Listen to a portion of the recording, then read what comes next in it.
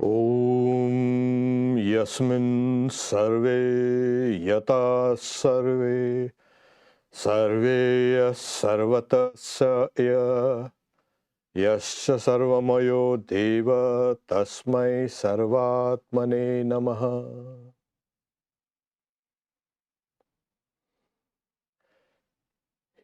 He is the entirety of existence. From God originates everything. He has become all. He exists in everything. Salutations to the one who has become everything and is everything. Awakening the mandala. I'll use the Sanskrit pronunciation of mandala. Humans have always been fascinated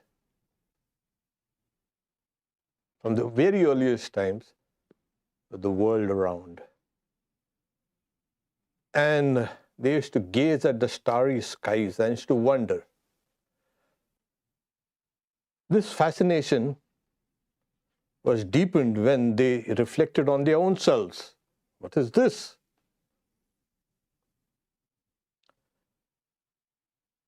And through mythology and through various religions, they formulated the idea that there has to be a link between this, the outside world, and something even beyond.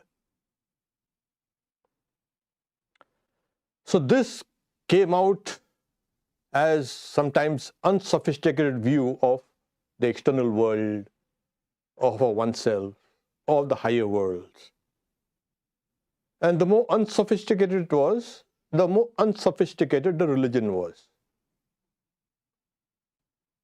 The more sophisticated view of oneself and the world outside led people to a higher refined ideas of these three factors. So they understood that there must be a unity between these three. In Indian philosophy, it is termed as Jiva, Jagat and Ishvara. The individual soul, the world outside, and the underlying reality between me and the external world. And in the later Upanishads, we find the unity being precisely formulated because of spiritual experiences. They found the underlying reality. It's just one is appearing as three. Now, once this was established, the reality of the Jiva and Jagat and Ishvara, the individual soul, the external world, and the underlying reality. Then the subsequent, you can say, refinement processes began, and from there emerged all the poetry and all the rituals and all the songs and all the dances. Everything had the basis of this underlying reality. Music and everything. So if you see ancient music, they all reflected this unity of existence. And there are people who want to even simplify it. They don't want all the rituals and mythology, etc., etc. And then they found it is a simple diagram called a mandala. It's a mandala. It was an esoteric diagram. It was a mystic diagram. Now, we all have seen places which resemble kind of, circle. Take, for instance, people go to Stonehenge in England. What's there in that? the significance has been lost. And you will find such Stonehenge-like structures all over the world. They resemble something which the ancients found due to some special reasons or some insights or some visions or some dreams. They marked some spaces as sacred in contrast to the profane or the worldly. So they used to congregate there on special occasions, circumambulate it, and from there grew thoughts, ideas. These places, as it were, drew the best in the society. Like in those days, the engineers, or you can say artists, and you can say sculptors, and all these people, they congregated there to fashion and design this place and mark it as sacred. And like the heart, everything that is drawn in is also diffused out. And from there, this kind of culture, which the space embodied, was diffused all over the place. If you see old cities, etc., you will find that there is always a circular, you can say, layout. Villages, towns, etc., and they had gates all over them. So in time, the simple structures, because that place was a convergence point for everybody, started growing layers after layers of gods and goddesses and structures and, all this canopy and all these things. So this sacred space had to be represented, and it was represented in simple diagrams called the mandalas. In the, you can say, Encyclopedia Britannica, they got this right. Mandala is a symbolic diagram used in the performance of sacred rites and as an instrument of meditation. This is important. It is a representation of the spiritual universe. It's a consecrated or sacred area that serves as a receptacle for the gods and the goddesses. And it is a point where universal forces converge. An individual is a microcosm, but by mentally entering the mandala and proceeding towards its center is by analogy guided to the processes of disintegration and reintegration. That's wonderful, yeah. That's why I kind of picked it up. It is a travel. It is a journey. It represents the cosmos, the microcosm, macrocosm, and the underlying reality behind the two. So this is the mandala. So externally it was a sacred space and then slowly developed over the years. So here you find, even today, like what makes Jerusalem, Jerusalem? It's a sacred space. What makes Mecca, Mecca? It's a sacred space. What makes Varanasi and all the hundreds of other, you can see, sacred places all over the world? It's just, it draws people there to you.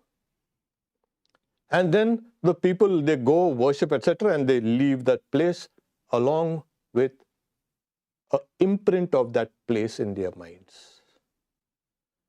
So this imprint, then, as I say, lasted for a very, very long time.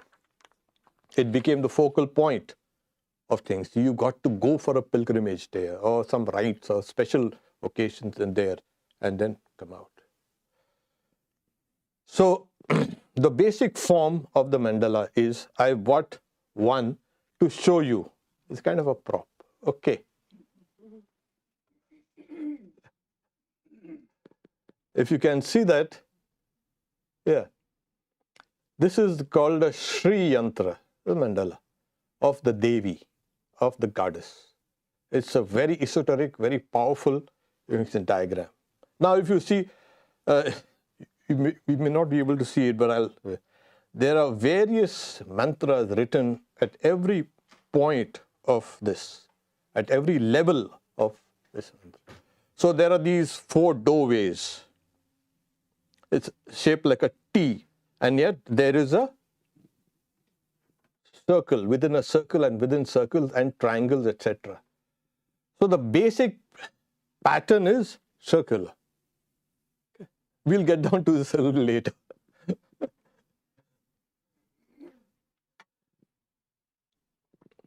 It represents wholeness and balance. It has the radial balance. And also, these are kind of entry points where you enter inside and then you proceed towards the center, which is called the bindu, the dot. Like, even in this Om, you'll find that dot there. Everywhere you'll find that sacred dot. It's as if, things merge in it and then emerge from that. The very sound, oh, it merges in that dot. And then again emerges from that dot again. This is continuously happening. So this represents something like this. Everything merges in that and emerges from that. So what does emerge? It is a spiritual view of the cosmos. You'll say, what is kind of there? In Shintoism, Japanese Shintoism, the mandalas are designed with various deities, and they represent paradises. Like, you go inside and you encounter this deity, and then you enter into further inside and you encounter that deity. And there are specific rites performed at each level. It may not represent a flat space, but structured space. This is a kind of a plan. We are looking at from top. So you enter into it. So the spread of mandalas in the West, well, Hinduism and Buddhism and all the other Jainism also spreading around, and with this world of the internet opening things up, people are becoming aware of it. But actually, the real reason for the spread of mandalas comes from Carl Jung. And he was familiar with Indian writings. He had gone and he had traveled widely in India and also met one of the presidents of our order, Swami Shivananda, at one time. And there were long discussions there. So he says, I sketched every morning in a notebook a small circular drawing which seemed to correspond to my inner situation at the time. Only gradually did I discover that the mandala is the self, the wholeness of the personality, which, if all goes well, is harmonious. So in his research and in his drawings and subconscious drawing, he was very spiritually very advanced. So he has found the motif of that circle appearing spontaneously, representing the being, the self, the unconsciousness, because he came away from the idea of Freud's libido, etc., as the dark spaces. He came and saying, no, these are universal symbols, he spoke about. These are the universal archetypes, which is there in every being, in every mind. So this is what he preached in the sense of he thought in his books. In fact, this I quote, I got it from his autobiography. So dreams and reflections, memories, dreams and reflections. So here he recognized one thing. And during moments of intense personal growth, these mandalas appear spontaneously. It's a rebalancing of one's psyche. And he says the result is the process of a more complex but a more simplified integrated personality. So this is, so mandalas, meditating on mandalas stabilizes, reintegrates one's psyche, and that is very important. Today, our psyche is so disintegrated, so fragile. Anything happens and there, we are just overwhelmed. So there's another psychologist called David Fontana. So he says, to access progressively deeper levels of the unconscious, ultimately assisting the meditator to experience a mystical sense of oneness with the ultimate unity, from which all the cosmos in all its manifold forms arises. So this is the chart, the diagram, symbolic diagram of the three, as I said, the cosmos, the reality behind the cosmos, the reality behind me. So it looks kind of innocent, what's that? People read so many things within it, and depends on your state of mind, you'll read different things in it. It's like that old, in psychology, they use that, kind of those designs called Rorschach's, you can design. So it depends on what your state of mind is, what you are, you will read all those things in that diagram, in those smudges. So this is like over there. So in time, these sacred places, they took a form. And it was not just a form that's arbitrary, because they found that the basic idea is circular, and you will find these circular patterns all over. And they built on this circular patterns. So structures over structures kept on growing and growing and growing. And then what happened? Rituals were performed. So the cosmos now is represented in the temple. And the temple is represented in the mandala. So this is the root. So it speaks of higher and higher symbolism. The cosmos, okay, the temple, every temple. We go to temples and all say, nowadays they don't bother about all these things. But there was all these strict rules which are still followed in many places. The temple represents the cosmos. And you are entering, as it were, into a sacred space where the deity is called Sanctum Sanctorum, Garbhagriha. And you enter into it and become one with that. So this was the idea. Now, gradually, then he found, okay, this is the temple. Oh, this represents everything. And there are people who kind of don't see that significance. They just go, they want to go to the temple. Temple? What temple? What does it represent? That. It's a spiritual universe in miniature. That's what the whole thing. And the deity there is, again, a representative of that underlying reality in the cosmos. And that's why, in India, some old temples, not old, even new temples, you'll find the Garbhagriha, Sanctum Sanctorum, dark. It's like you entering into a kind of a cave. And the priest takes a kind of a, lighted camphor and waves it so that you can see the deity. Oh, there, I've got it. Here we put on lights and all. We don't want our deity to be hidden. Take it straight.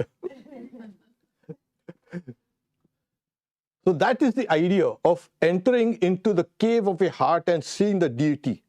Now, if this represented a temple, then the body also is a temple. Of course.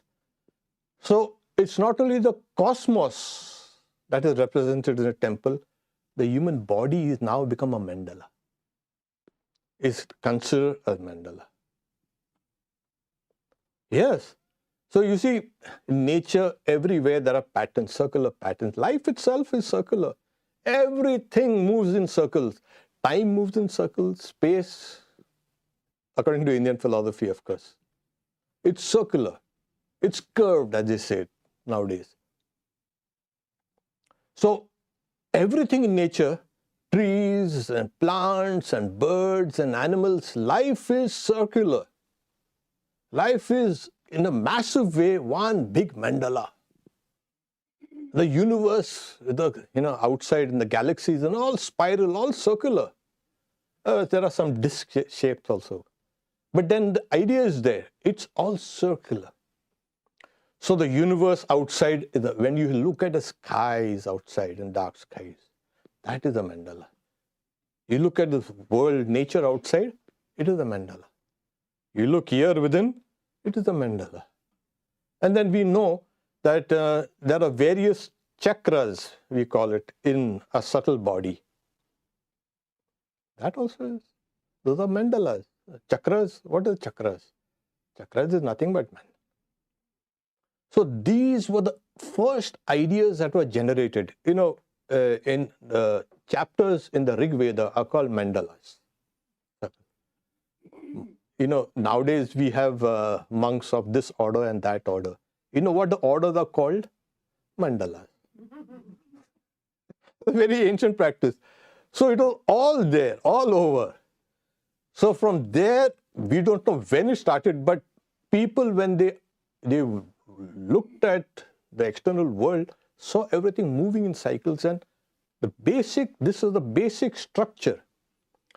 And they used to design all these things. That means that basic circular structure is embedded in our own conscious and our subconscious mind also.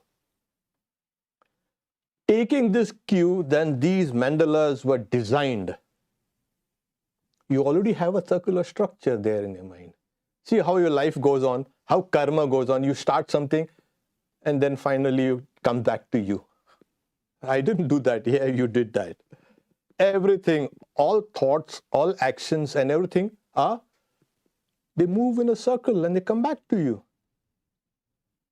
And the forces, many people read sexuality in these mandalas. There are some people of all types, as they say. So these are nothing but the male and female energies as a converging, meeting at a point, which is beyond all forces. As I said, the bindu. So this is a conversion, the focal point. So the mind itself has the structure, basic structure. And, people recognize patterns. It's the first thing that we see, that the whole universe is a pattern and we can understand patterns quickly. So this was how these people got about together. So then from there, rituals and etc., etc. Now in this particular mandala, I'll show it to you later on a closer kind of, okay. There are various, as I said, mantras written out here. So each one is, as it were, an entry point, and that leads to the next one, and the next one, and the next one. You've got to be an adept at the first level, and then go to the second level, and third level, and fourth level, and fifth level. And here, the mantras are written. So the mantra actually represents the deity. And what? Yeah. Every deity has his or her own mandala. You cannot use the Devi mandala for a Vishnu mandala. No way. That will not give you the results. And so every deity has a separate mandala and a separate mantra. Here we are. You cannot mix them up. And that's the reason why they say each and every one of us has also a separate mandala. We are all walking, living, talking mandalas.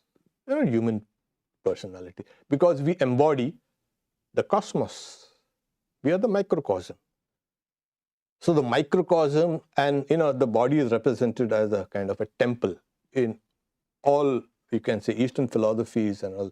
Yeah, and not only it, now the whole thing is becoming more and more popular. That you are your own temple. Where do you want to go?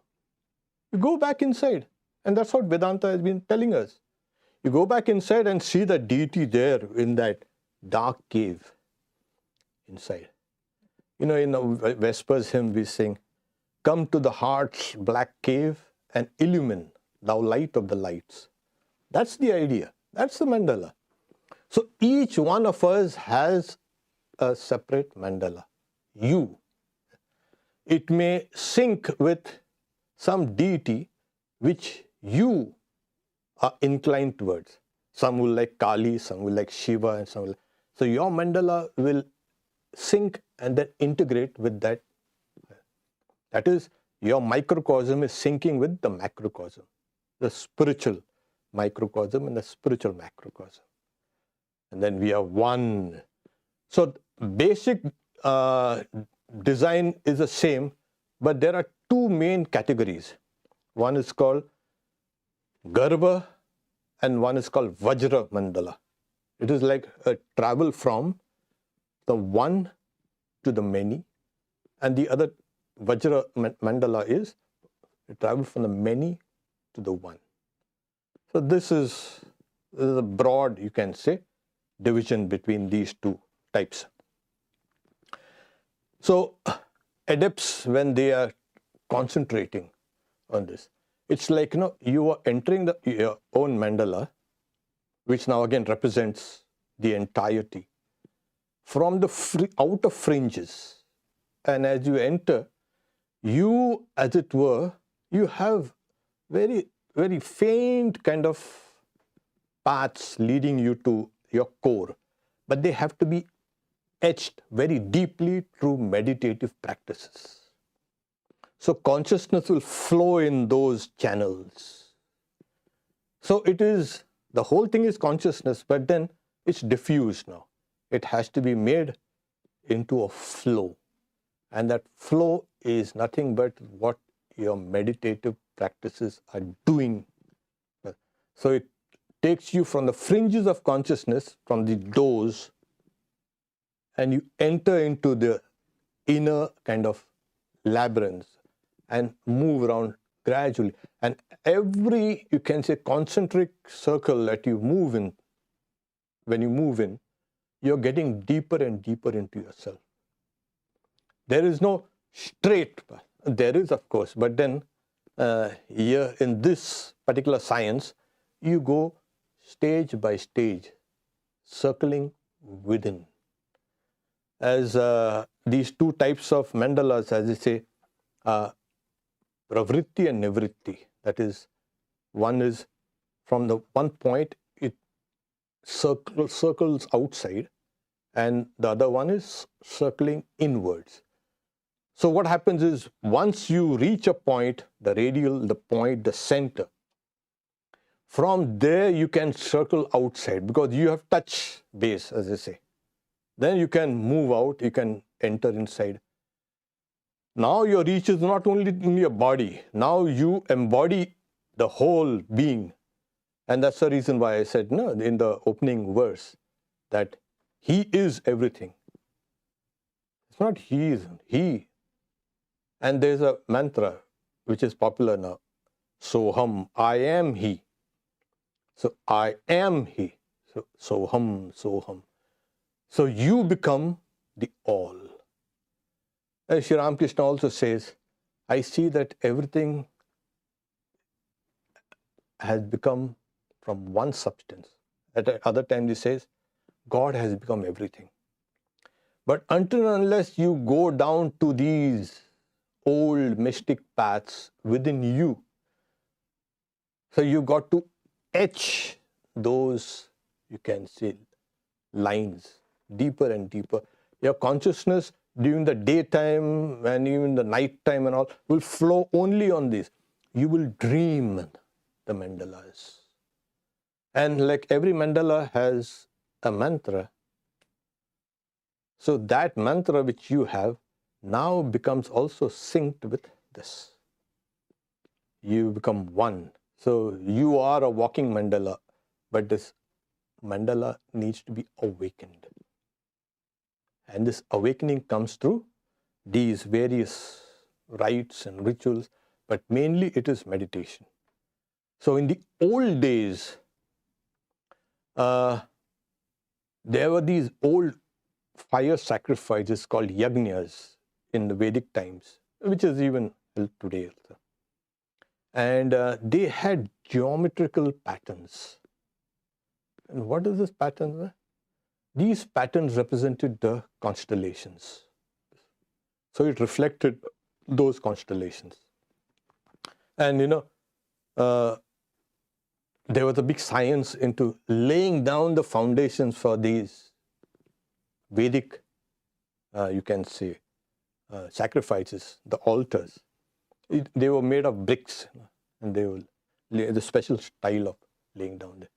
36 or 64, something like that, 108, these things.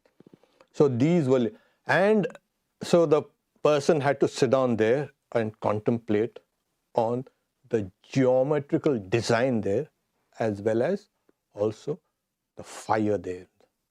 So that idea of wholeness and balance and all became the idea from where ideas of yoga appeared. So yoga has appeared from all the old Vedic because of contemplation. So the root of all yoga is actually the science of mandalas.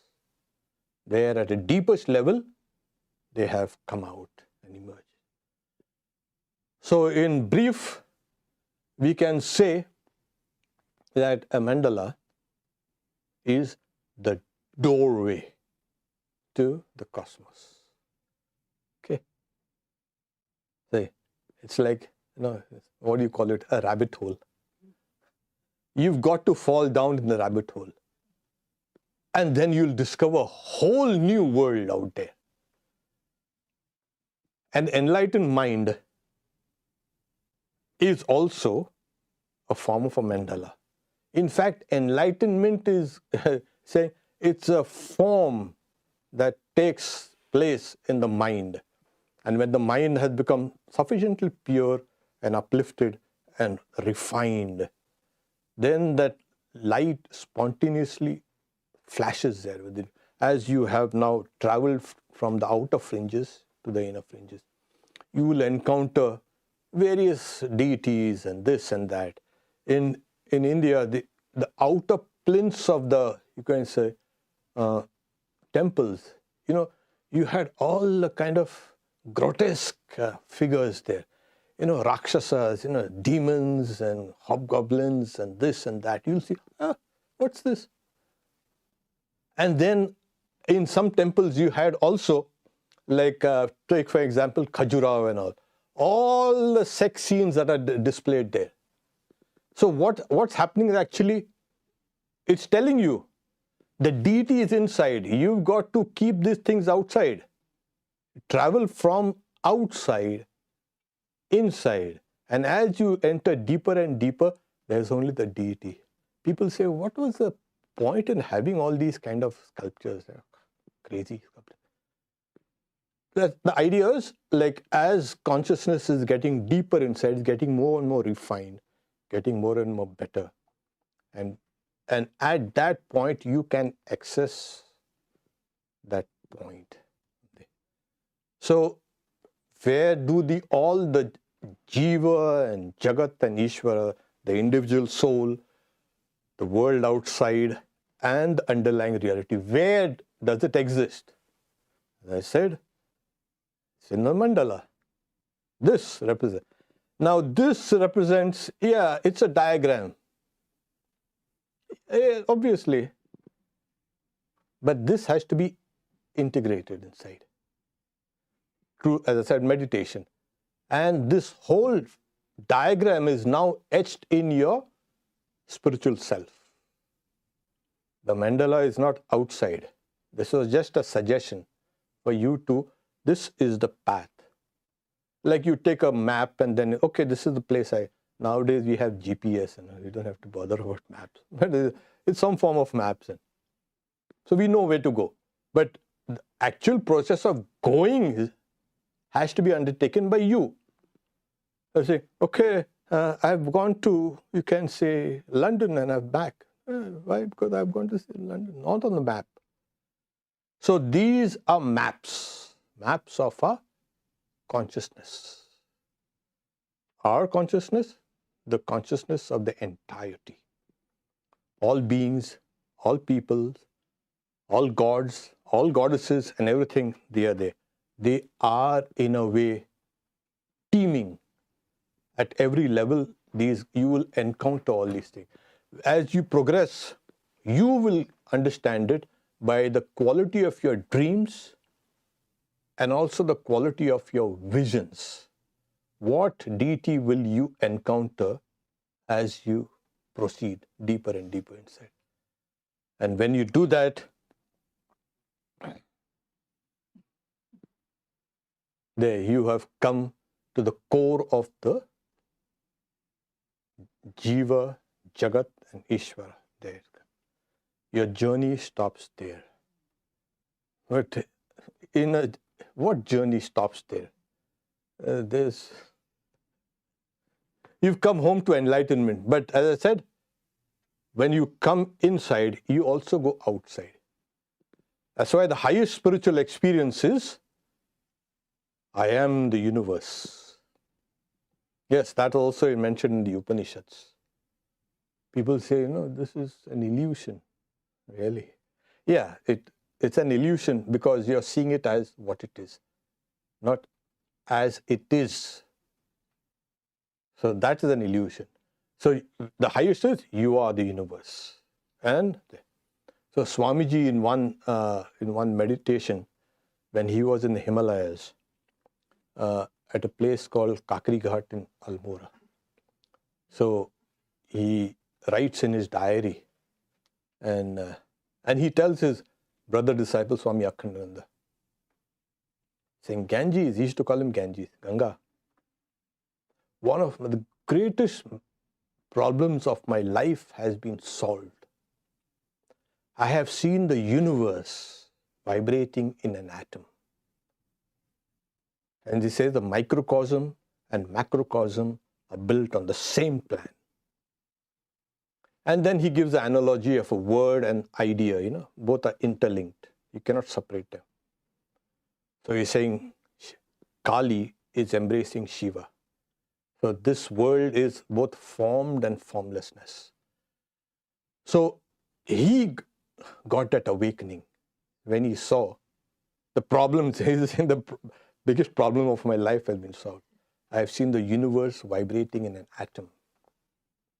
And you'll see the atom vibrating all over the universe. So here you go inside and then you emerge outside.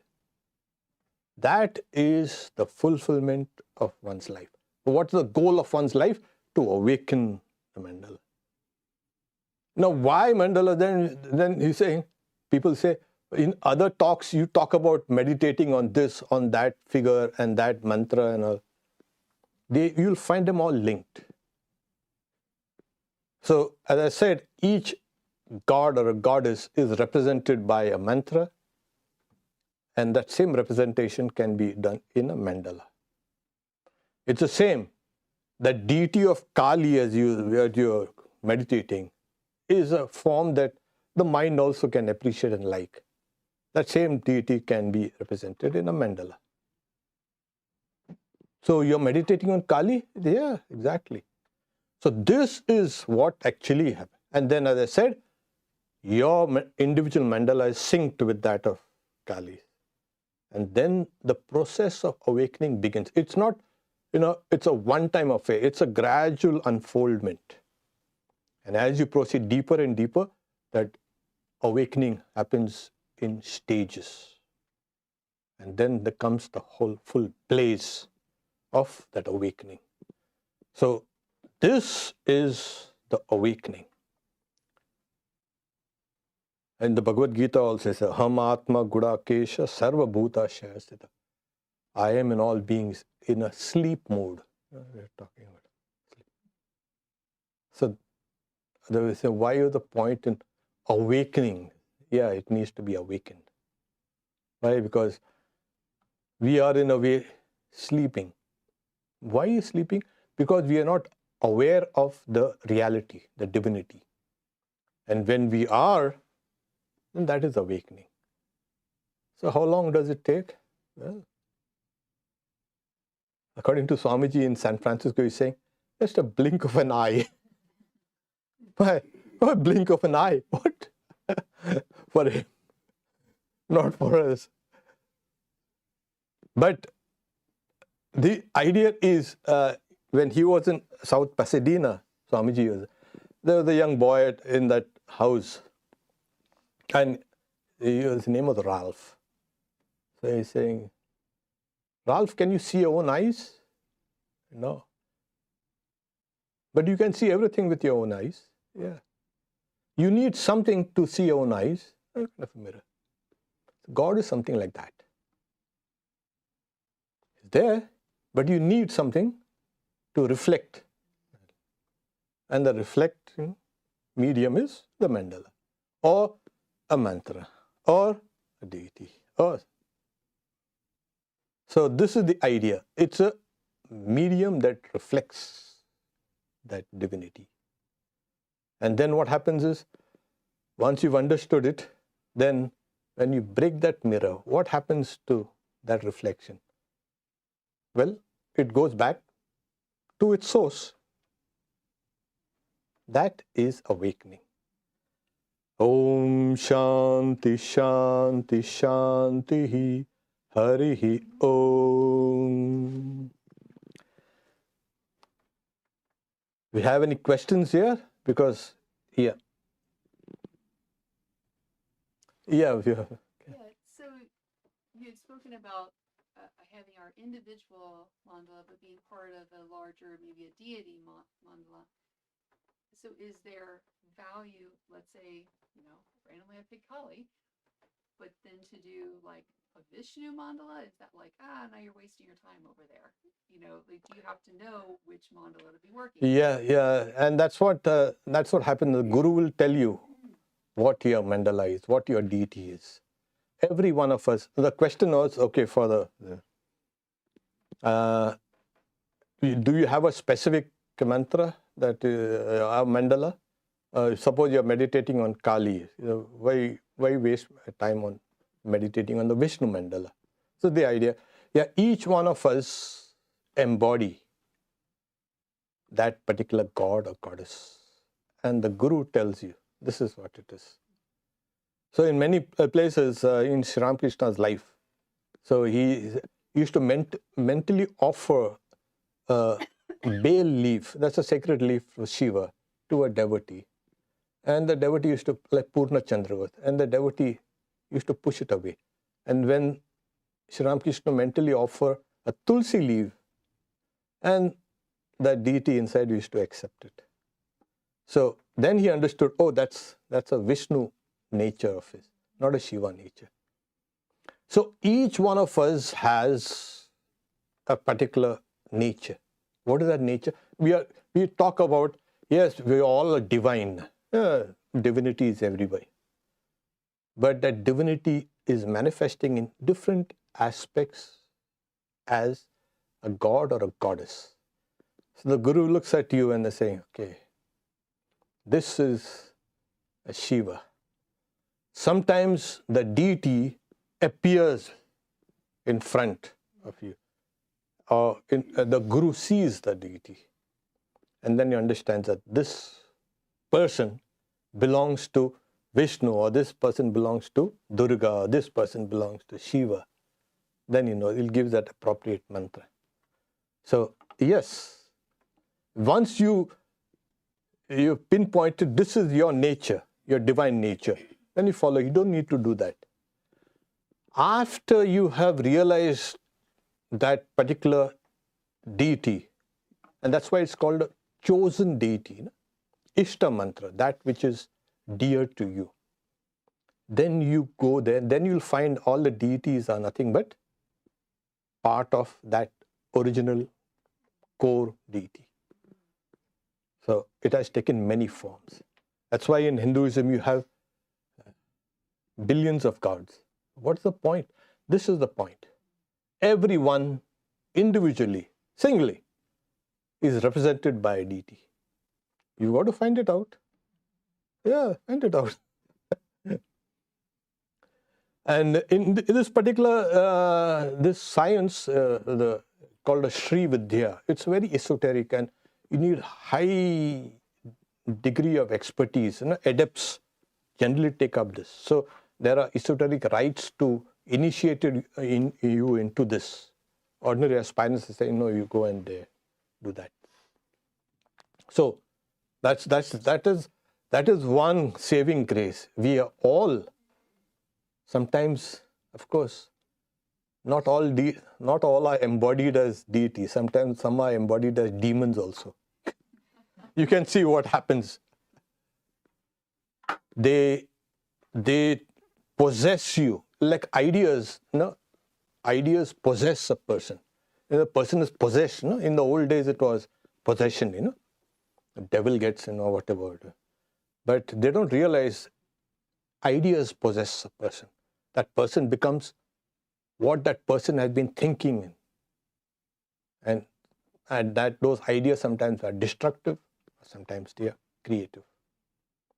Okay.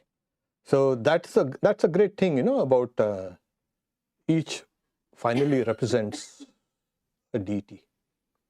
So your reality is that particular deity there. That is your reality. So once you sync your personality with that personality of Kali, that's your syncing. And then that syncing goes on deeper and deeper inside. Yeah, don't waste time with that which is not your mandala. Okay, wait, there's...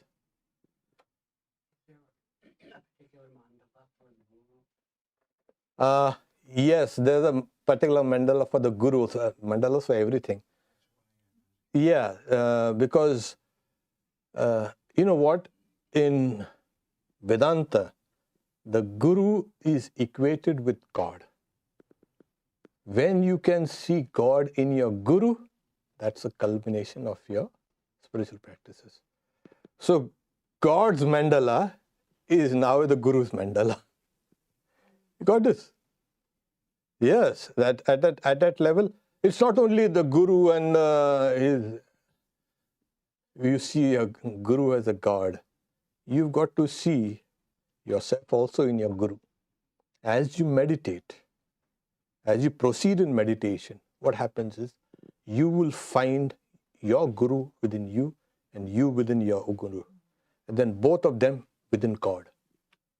That is the final, you can say. Okay. So, Sandra. So the I want to put all the deities into one mandala. But I think that the point is the focus. And once you receive the mantra, the deity, that the focus provides sort of the one-pointed journey, as they say, from lower truth to higher truth. Yes, yes. And okay, so is it sort of like when Swamiji says, thank goodness there's so many paths that you can pick one and follow it? Oh, yes. Oh, yes. Okay. Yeah, that's the question of whether there are so many mantras, but then he says that we need to focus on one, and as you go inside, deeper and deeper inside, you come down to the understanding that your path is unique.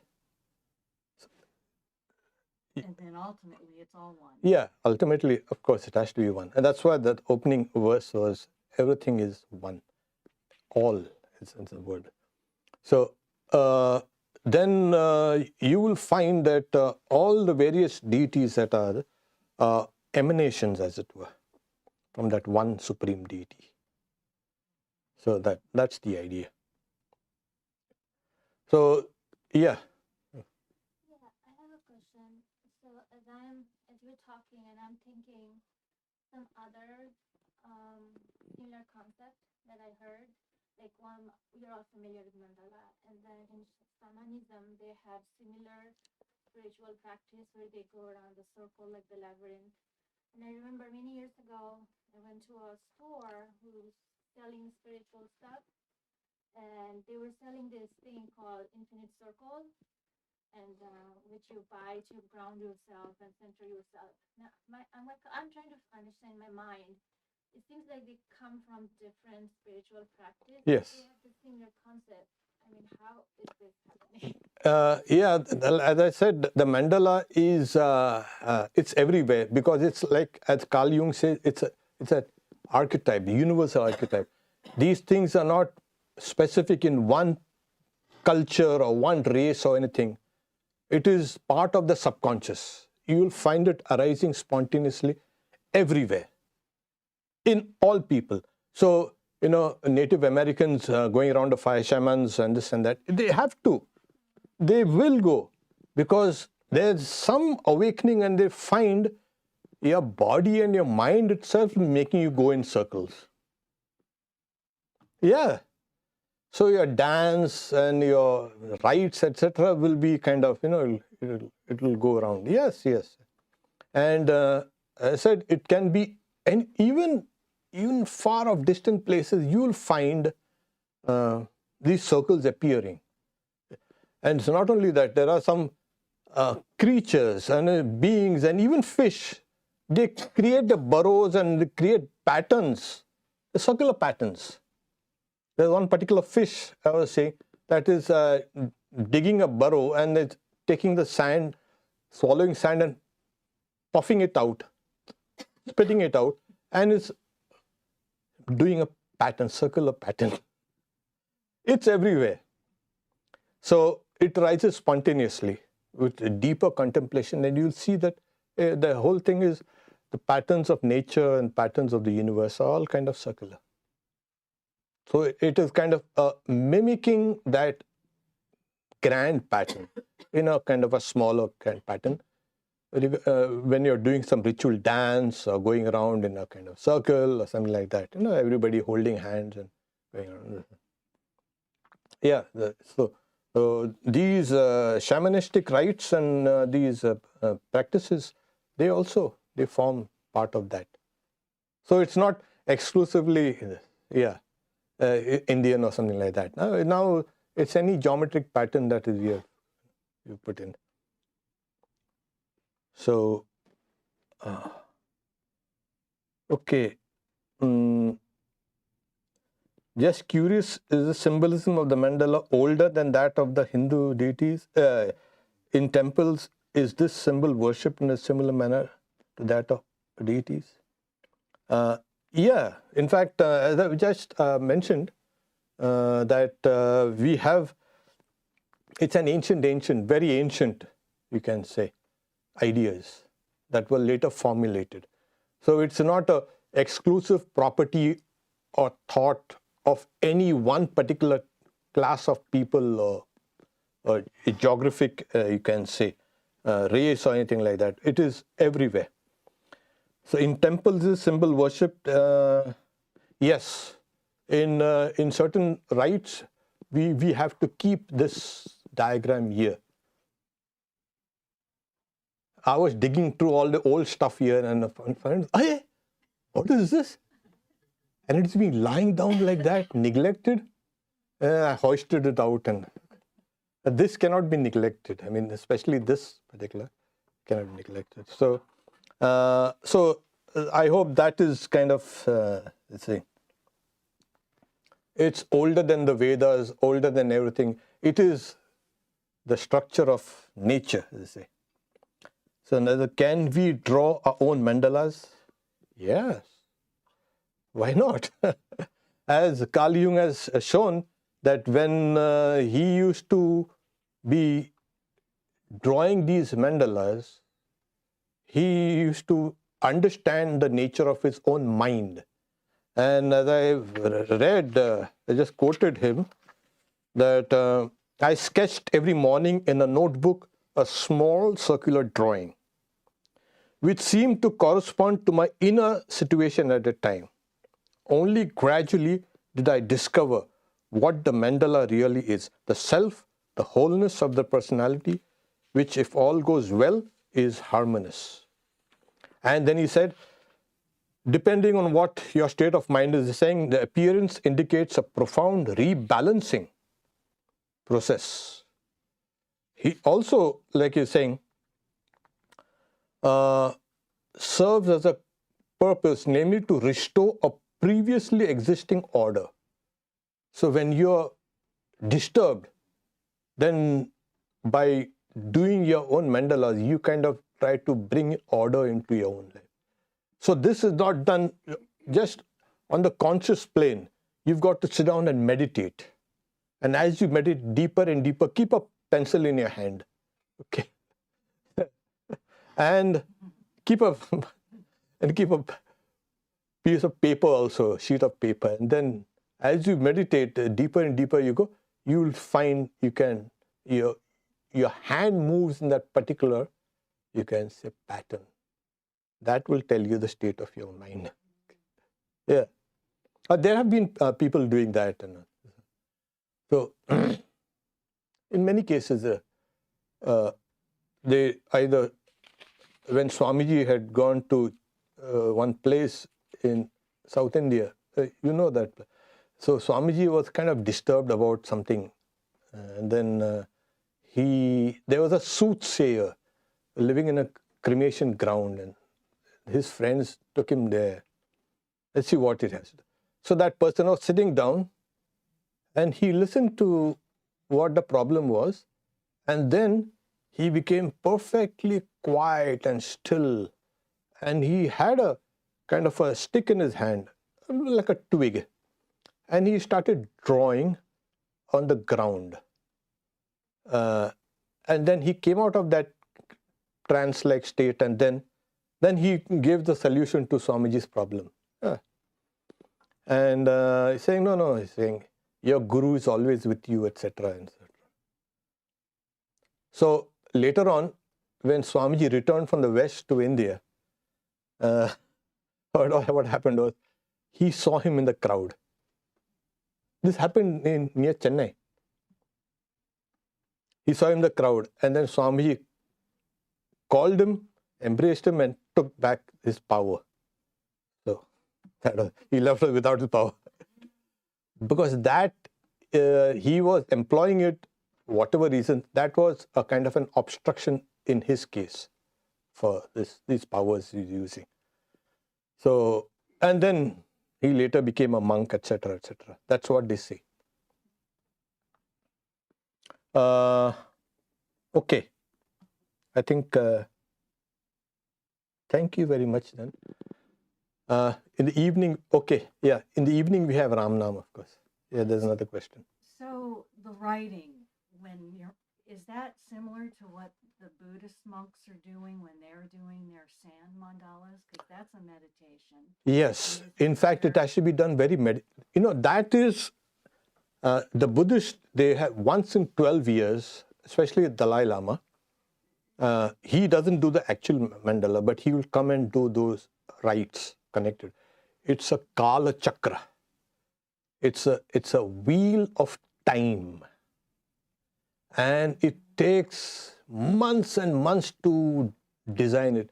They use colored rice grains, and it's a very elaborate process, and it takes months to design the whole thing. And then, and it's very large on a flat surface. So Dalai Lama comes and then he performs those esoteric rites. And once they're done, and for what is that? Actually, it's done for the good of the world. It's not meant for Buddhist or himself or no. It is meant for the good of the world. Once in 12 years, it's a massive, you can say, celebration. People from all over the world go out there. It used to be done in the old days at Lhasa, in the capital. Now it's done in India only, because they have all come here. And after the whole mandala Kala Chakra has been the rites have been finished, they gather all the patterns and all this stuff, and then immerse it in the waters, like the usual water immersion. So Kala Chakra. Yeah. So the results of that goes all over the world, because water is now it's here, but it's come from everywhere. That's why people say this is not my water. The water has come from different sources here, and from here it will go to different other sources. So this is what it means. Okay. So time, space, all these various elements, they also have a mandala. Fire, water, air, they all represent. Okay. Om Shanti Shanti Shanti Harihi Om Tat Sat. Shri Ram Krishna Arpanamastu.